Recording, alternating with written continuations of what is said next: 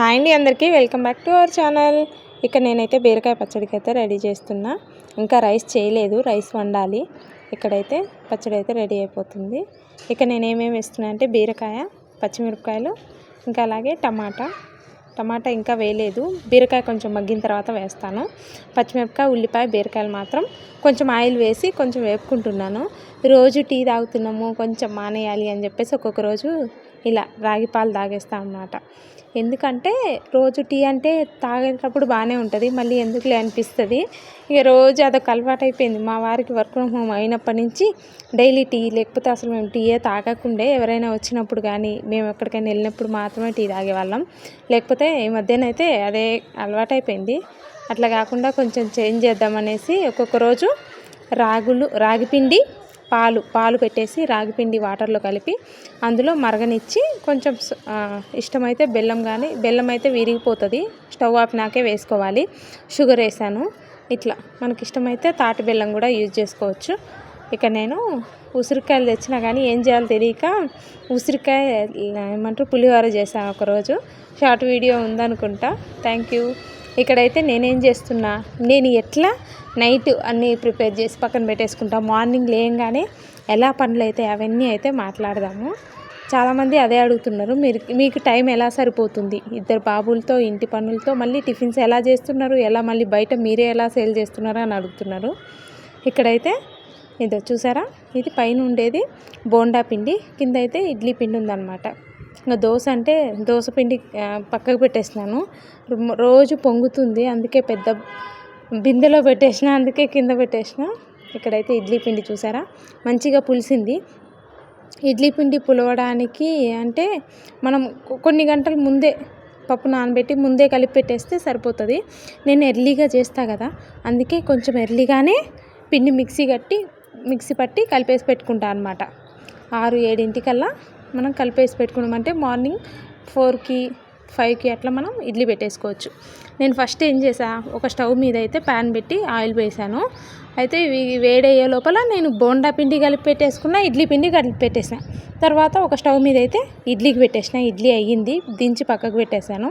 ఇక్కడ బోండా చూసారా, ఒక వాయ అయిపోగానే ఇంకో వాయ, అట్లా బోండా కూడా అయిపోతుంది. ఇప్పుడు మనకి 2 స్టవ్లు ఉన్నప్పుడు కలిసి వచ్చింది కదా. ఒకరు అడుగుతున్నారు, మీరు ఇంత చిన్న స్టవ్ మీద ఇంట్లో ఫుడ్ చేసుకునే స్టవ్ మీద మీరు ఇన్ని టిఫిన్స్ ఎలా చేస్తారు అంటున్నారు. మనం టైం ప్రకారం అంటే ఇది ఒకటి అయిపోయిన తర్వాత మళ్ళీ మనం స్టవ్ వేస్ట్ కాకుండా మళ్ళీ ఇంకోటి ఇట్లా ప్లాన్ చేసుకోవచ్చు. ఇప్పుడు నేను ఏం చేసా, ఒక వాయ అయితే ఇడ్లీ అయిపోయింది. అది ఇడ్లీ మనము స్టవ్ మీద ఆపేయంగానే ఇడ్లీ తీయొద్దండి. అప్పుడు తీస్తే ఏమవుతుందంటే సరిగ్గా రాదు. ఒక 5 మినిట్స్ ఇడ్లీకి రెస్ట్ ఇచ్చిన తర్వాతే మనం ప్లేట్లలోంచి స్పూన్ కానీ లేదు చాకుని రివర్స్ చేసి తీసినాము అంటే ఇడ్లీ పాత్ర నుంచి ఇడ్లీ ప్లేట్ల నుంచి ఇడ్లీలు అయితే కరెక్ట్గా వచ్చేస్తాయి, అసలు విరగకుండా. మీకు ఈ టిప్పు నచ్చితే ఫాలో అవ్వండి. ఇక నేను ఇడ్లీ 2వ వాయి కూడా పెట్టేశాను, ఇంకొక వాయి అవుతుంది అనమాట. నేను పెట్టేది 1/2 కిలో పెడతాను ఇడ్లీ. 1/2 కిలో 3 వాయిలు అవుతుంది. 3 వాయిలు అయితే ఎన్ని, ఒక వాయికి 4 ప్లేట్లు, 12 ప్లేట్లు ఇడ్లీ అవుతుంది అనమాట 1/2 కిలోకి. ఇక నేను బోండా 1 కిలో పెట్టేసినాను. ఇక్కడ చూసినారా. అయితే ఇంకొకటి ఏంటి అంటే, నేను ఇప్పుడు బోండా గిన్నె అయిపోయింది కదా, ఈ ఒక్క వాయ బోండా వేసిన తర్వాత ఆ గిన్నె అప్పటికప్పుడే కడిగేస్తాను అనమాట.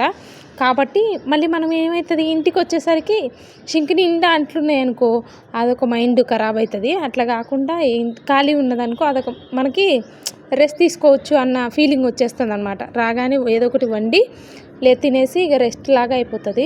లేదు షింక్ నిండా అంట్లున్నాయి అనుకోండి, మనకు అదొక మైండ్లో అది ఒక ఏమంటారు అమ్మ అని పడిపోతుంది, ఇంకా పని చేయబుద్ధి కాదు. అంటే ఎక్కువ అంట్లేమి ఉండవు. నేను ఇడ్లీ పాత్రని అయితే రోజు ఏం కడగను, ఓన్లీ ప్లేట్స్ మాత్రమే డైలీ కడుగుతాను. ఇక్కడ చూసినారా, ఇడ్లీ బోండా అయిపోయింది. ఇడ్లీ 2 వాయిలు అయిపోయింది, ఇంకో వాయి లాస్ట్ పెట్టేస్తాను. ఇంక ఇప్పుడు 2 స్టవ్లు, ఇంకా ఇడ్లీ అయిపోయింది, బోండా అయిపోయింది కదా. ఇప్పుడు నేను ఏం చేస్తా, దోశ ఉత్తప్పం.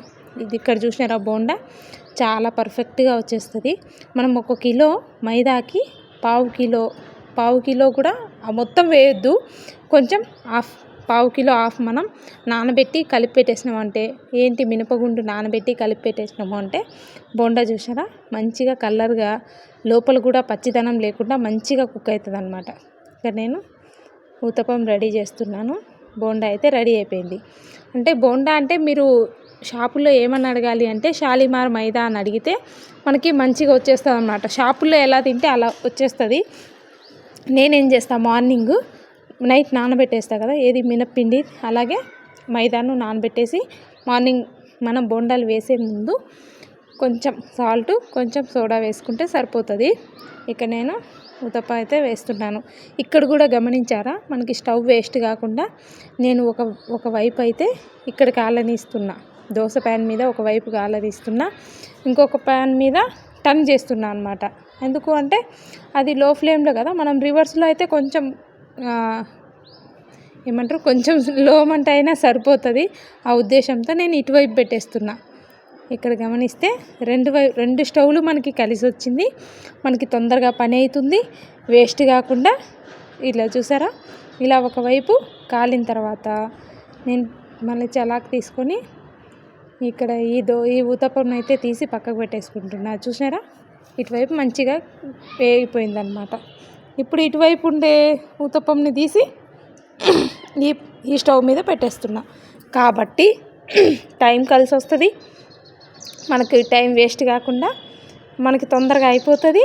అలాగే రెండు స్టవ్లే కదా, మళ్ళీ మనకి ఒక్కొక్కవేళ నేనేం చేస్తాను అంటే మా పిల్లలకి ఒక్కొక్క రోజు హాఫ్ డే ఉంటే తీసుకొచ్చేస్తా, లేదు అంటే ఒక్కొక్క రోజు టిఫిన్ పెట్టమంటారు, ఒక్కొక్క రోజు రైస్ పెడతాను, ఒక్కొక్క రోజు టిఫిన్ పెడతాను. ఎక్కువ శాతం రైసే పెడతాను. ఇంకా ఊతప్పం అయిపోయిన తర్వాత ఇంకా దోశ వేస్తాం కదా, ఆ దోశ వేసే టైంకి ఇంకొక స్టవ్ మీద రైస్ పెట్టేస్తా. రైస్ అయిపోగానే లాస్ట్ వాయి ఏం పెడతా, ఇడ్లీ పెట్టేస్తా. ఇంకప్పుడు రైస్ తాలింపు పెట్టేస్తే అయిపోతుంది. అట్లా ఇంకా పిల్లల్ని లేపి రెడీ అయ్యే లోపల ఇక రైస్ అయితే తాలింపు పెట్టేసి ఇంకా వీళ్ళకి బాక్స్ పెట్టేస్తాను అనమాట.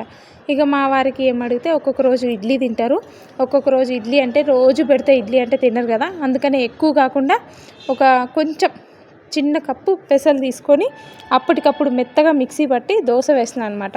చూసారా, పెసరెట్టు ఇది కూడా చాలా బాగా వస్తుంది. మనం ఏంటంటే ఎక్కువ నానబెట్టలేదు, అలాగే టైం కూడా పట్టదనమాట, తొందరగానే అయిపోతుంది. ఇక్కడ చూసారా, అప్పటికప్పుడు పెసరెట్టు వేశాను.